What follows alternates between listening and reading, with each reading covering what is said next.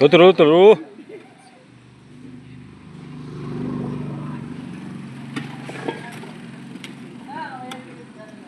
Fish sari chân về lại ngay thằng này khó đấy fish sari chân về lại ngay fish chân về thuộc dễ là ngay ăn chỗ ăn để về lâu mà